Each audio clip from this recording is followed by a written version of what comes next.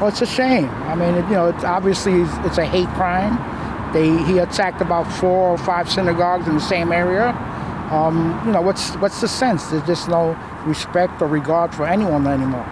Devastating words from David Figueroa, who cleans at Young Israel of Riverdale, one of the 4 Riverdale synagogues vandalized last Friday through Sunday.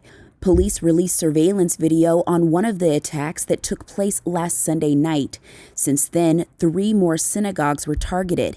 In the video, the suspect is shown violently throwing a brick repeatedly until the window shatters. We're already down with the COVID. We don't need to be burdened and bogged down with other things that are going on. The attacks on the synagogues have left some in the area fearful of something more. They're going to have to walk out their house in fear for their lives. That's not okay. And many Bronx representatives are denouncing acts of hate like this. You're not just attacking the Jewish people, but you're attacking the Jewish faith. It just reminds us that anti-Semitism is alive and well. Since the attacks, NYPD has increased their presence outside of the 4 synagogues, but some Jewish community organizations say that increasing police presence may not be the correct response towards acts of hate.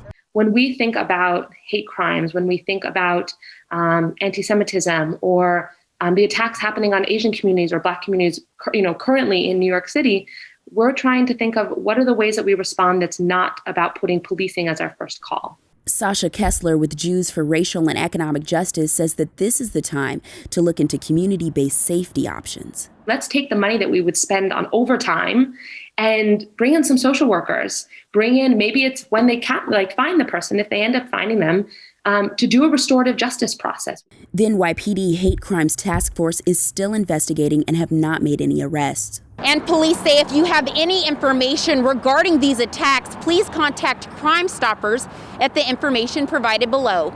Reporting for BronxNet, Dorissa White.